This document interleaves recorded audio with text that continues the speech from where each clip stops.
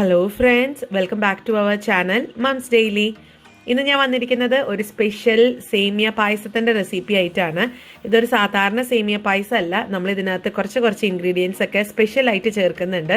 അതുകൊണ്ട് തന്നെ നല്ല ടേസ്റ്റ് ആയിട്ടുള്ള ഒരു സേമിയ പായസമാണ്. അപ്പോൾ നമുക്ക് നോക്കാം. അപ്പോൾ അതിനായിട്ട് ആദ്യം ഒരു ബൗൾ എടുത്തിട്ടുണ്ട്. ഇതിനകത്തോട്ട് നമുക്ക് പാൽപ്പൊടിയാണ് ചേർത്ത് കൊടുക്കേണ്ടത്. ഞാനിവിടെ ഏകദേശം 2.5 ടേബിൾ സ്പൂൺ പാൽപ്പൊടി ചേർത്ത് കൊടുക്കുന്നുണ്ട്. നമ്മൾ സാധാരണ സേമിയ പായസത്തിന് പാൽപ്പൊടി ഒന്നും ചേർക്കാറില്ലല്ലോ. അപ്പോൾ ഒരു തവണ ഇതുപോലെ പാൽപ്പൊടിയൊക്കെ ചേർത്ത് ഉണ്ടാക്കി നോക്കുക. ഇതിൻ്റെ ഒരു ടേസ്റ്റ് എന്ന് പറയുന്നത് വേറൊരു സൂപ്പർ ടേസ്റ്റ് ആയിട്ടാണ് വരിക. അപ്പോൾ ഞാൻ ഇനി ഇതിനകത്തോട്ട് ചെറു ചൂടുള്ള പാലാണ് ഒഴിച്ചു കൊടുത്തിരിക്കുന്നത്. അപ്പോൾ പാൽപ്പൊടി ആയതുകൊണ്ട് നമുക്ക് ചെറു ചൂടുള്ളത് പാല് തന്നെ വേണം, എങ്കിലാണ് അത് പെട്ടെന്ന് തന്നെ അലിഞ്ഞു വരത്തുള്ളൂ.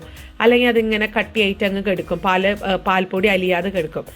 കണ്ടില്ലേ, പാൽപ്പൊടി ഇപ്പം നന്നായിട്ട് അലിഞ്ഞിട്ടുണ്ട്. ഞാൻ മാറ്റി വെച്ചിട്ടുണ്ട്. ഇനി നമുക്ക് മറ്റൊരു പാൻ അടുപ്പത്ത് വെക്കാം. പാൻ ഒന്ന് ചൂടായി വരുമ്പോഴത്തേക്കും 1 ടേബിൾ സ്പൂൺ നെയ്യ് ചേർത്ത് കൊടുത്തിട്ടുണ്ട്. അതോടൊപ്പം തന്നെ 1 കപ്പ് സേമിയ. ഇത് വറുത്തിട്ടുള്ള സേമിയ ആണ്. നമുക്ക് റോസ്റ്റഡ് സേമിയ എന്ന് പറഞ്ഞിട്ടാണ് മേടിക്കാൻ കിട്ടുന്നത്. എങ്കിൽ പോലും ഞാൻ ഇത് നെയ്യിൽ ഒന്നും കൂടി ഒന്ന് വറുത്തെടുക്കുന്നുണ്ട്.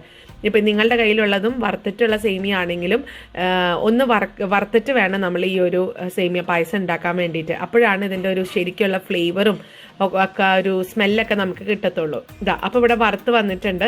ഒത്തിരി നേരം മാറൊന്നും വേണ്ട. നമുക്ക് ഏകദേശം ഒരു 1.5 മിനിറ്റോളം മീഡിയം ഫ്ലെയിമിൽ ഒന്ന് റോസ്റ്റ് ചെയ്താൽ മതി.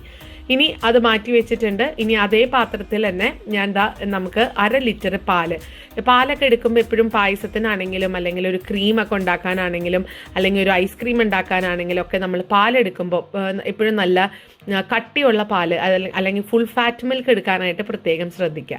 അപ്പോൾ ഞാൻ 1/2 ലിറ്റർ പാലൊഴിച്ച് ചെറുതായിട്ട് ചൂടാവാൻ തുടങ്ങിയിട്ടുണ്ട്. ഈ ഒരു സമയത്ത് നമുക്ക് ഇതിനകത്തോട്ട് പഞ്ചസാര, ഞാൻ ഏകദേശം ഒരു 1/2 കപ്പ് പഞ്ചസാര ചേർത്ത് കൊടുക്കുന്നുണ്ട്. അപ്പം മധുരമൊക്കെ നമ്മൾ ഓരോരുത്തരുടെ ഇഷ്ടമാണ്. നിങ്ങൾക്ക് കുറച്ചും കൂടെ കൂടുതൽ വേണം എന്നുണ്ടെങ്കിൽ അതനുസരിച്ച് കൂടുതൽ ചേർത്ത് കൊടുക്കുക. ഇനി നമുക്ക് ഈ പഞ്ചസാരയൊക്കെ ഒന്ന് അലിഞ്ഞു വരുന്നത് വരെ ഒന്ന് നന്നായിട്ടൊന്ന് മിക്സ് ചെയ്ത് കൊടുക്കാം. ഇനി അടുത്തത് ഞാൻ ഇതിനകത്തോട്ട് കുറച്ച് മഞ്ഞൾപ്പൊടി, ഒരു 2 നുള്ള് മഞ്ഞൾപ്പൊടി ഒന്ന് പാലിലൊന്ന് മിക്സ് ചെയ്ത് വെച്ചിട്ടുണ്ടായിരുന്നു. കുറച്ച് പാലിൽ അത് ഞാൻ ഇതിനകത്തോട്ട് ഒഴിച്ചു കൊടുക്കുന്നുണ്ട്. അത് തികച്ചും ഓപ്ഷണലാണ്, വേണം എന്നൊന്നുമില്ല, നല്ലൊരു നിറം കിട്ടാൻ വേണ്ടിയിട്ട് മാത്രമാണ്. അപ്പോൾ അത് ആ പാലൊക്കെ ഇങ്ങനെ തിളച്ച് പൊന്തി വരാൻ തുടങ്ങിയിട്ടുണ്ട്. പാല് തിളച്ച് വരാൻ തുടങ്ങുന്ന സമയത്ത് നമുക്ക് ലോ ഫ്ലെയിമിലോട്ട് മാറ്റാം. അതിനുശേഷം നമ്മൾ വറുത്ത് വെച്ചിട്ടുള്ള ഈ ഒരു സേമിയ ഇട്ട് കൊടുക്കുക. എന്നിട്ട് കുറച്ച് നേരം 1 മിനിറ്റോളം ഒന്ന് ഇളക്കി കൊടുക്കുക. സേമിയ നമ്മൾ ഇട്ട വഴിക്ക് ഇളക്കി കൊടുത്തില്ല എന്നുണ്ടെങ്കിൽ അതിങ്ങനെ കട്ട പിടിച്ചിരിക്കും. അപ്പോൾ അതിലത്തെ കട്ടകളൊക്കെ മാറ്റാൻ വേണ്ടിയിട്ട് നന്നായിട്ടൊന്ന് മിക്സ് ചെയ്ത് കൊടുക്കാം. ഇനി ഇതിനകത്തോട്ട് ഞാൻ കുറച്ച് കശുവണ്ടിയും അതുപോലെ തന്നെ പിസ്തയും ചേർത്ത് കൊടുക്കുന്നുണ്ട്. ഇത് നിങ്ങൾക്ക് വേണമെങ്കിൽ നെയ്യിൽ വറുത്തിട്ട് ചേർക്കാം, പക്ഷെ ഞാൻ നെയ്യിൽ വറുക്കുന്നൊന്നുമില്ല, ഞാൻ അല്ലാതെ തന്നെ ഇതിനകത്തോട്ട് ചേർത്ത് കൊടുക്കുകയാണ്. പിന്നെ അടുത്തൊരു ഓപ്ഷനാണ്, നിങ്ങൾക്ക് വേണമെങ്കിൽ കുറച്ച് ഡെസിക്കേറ്റഡ് കൊക്കനട്ട്, ഡ്രൈ റോസ്റ്റ് ചെയ്തിട്ടുള്ള കൊക്കനട്ടിനെയാണ് ഡെസിക്കേറ്റഡ് കൊക്കനട്ട് എന്ന് പറയുന്നത്. അത് വേണമെങ്കിൽ ചേർത്ത് കൊടുക്കാം, 1 ടേബിൾ സ്പൂൺ. പക്ഷെ ഞാനത് ചേർക്കുന്നില്ല കേട്ടോ, ഞാൻ അല്ലാത്ത കാര്യങ്ങൾ മാത്രമേ ചേർക്കുന്നുള്ളൂ, അതെന്തായാലും ചേർക്കുന്നില്ല ഇപ്പോൾ. പിന്നെ ഇപ്പം ഞാൻ എസൻസിന് ചേർത്ത് കൊടുത്തിട്ടുള്ളത് 1/2 ടീസ്പൂൺ വെനില എസൻസ് ആണ്. വെനില എസൻസ് വേണമെന്ന് നിർബന്ധമൊന്നുമില്ല. നിങ്ങൾക്ക് പായസത്തിനൊക്കെ ഏലക്കയുടെ ഫ്ലേവറാണ് ഇഷ്ടമെന്നുണ്ടെങ്കിൽ ഏലക്ക ചേർത്ത് കൊടുക്കാം. ഇനി അതല്ല, നിങ്ങൾക്ക് കുറച്ച് ഫ്ലേവർ ഒന്നും വേണ്ട, ഈ സേമിയയുടെ നെയ്യുടെ ഒക്കെ മതി എന്നുണ്ടെങ്കിൽ അങ്ങനെയും ആവാം. ഇനി ഞാൻ ഇതിനകത്തോട്ട് നമ്മൾ നേരത്തെ മിക്സ് ചെയ്ത് വെച്ചിട്ടുള്ള പാൽപ്പൊടിയും പാലിൻ്റെയും ആ ഒരു മിക്സ് ഉണ്ടല്ലോ, അത് ഇതിനകത്തോട്ട് ഒഴിച്ചു കൊടുത്തിട്ടുണ്ട്. ഇനി നമുക്ക് ഈ ഒരു മിക്സ് ഒന്ന് കുറുകി വരുന്നത് വരെ ഇടവിടാതെ ലോ ഫ്ലെയിമിൽ ഒന്ന് ഇളക്കിക്കൊണ്ടേയിരിക്കണം. പിന്നെ ഞാൻ ഒരു കാര്യത്തിനകത്ത് ഞാൻ ചേർത്തിട്ടുണ്ടായിരുന്നു, പക്ഷെ വീഡിയോ എടുക്കാൻ അത് വിട്ടുപോയി കേട്ടോ.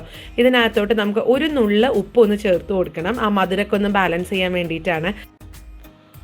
അങ്ങനെ നമ്മുടെ പായസം നന്നായിട്ട് തന്നെ കുറുകി വന്നിട്ടുണ്ട്. ഇപ്പം ചിലവർക്ക് ഇത്രയും കുറുകുന്നത് ഇഷ്ടമുണ്ടാവില്ല, കാരണം ഇതിൻ്റെ ചൂടൊക്കെ മാറുമ്പോൾ കുറച്ചും കൂടെ അങ്ങ് തിക്കാവും.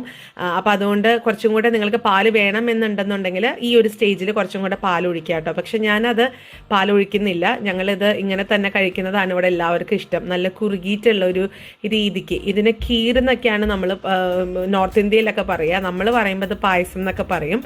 ഇനി ഇതിൻ്റെ മേലെ കുറച്ച് പിസ്തയൊക്കെ ഒന്ന് ടോപ്പിംഗ് ആയിട്ട് ഒന്ന് ഇട്ട് കൊടുക്കുക. ഇത്രയേ ഉള്ളൂ. വളരെ ടേസ്റ്റി, വളരെ സൂപ്പർ ടേസ്റ്റി ആയിട്ടുള്ളൊരു പായസമാണ്, ഖീറാണ്. എല്ലാവരും ഒന്ന് ട്രൈ ചെയ്ത് നോക്കുക, എന്നിട്ട് എങ്ങനെ ഉണ്ടായിരുന്നു എന്നുള്ളൊരു അഭിപ്രായം അറിയിക്കുക. അതുപോലെ നമ്മുടെ ഈ ചാനൽ ആദ്യമായിട്ടാണ് കാണുന്നതെങ്കിൽ സബ്സ്ക്രൈബ് ചെയ്യാനും മറക്കരുത്.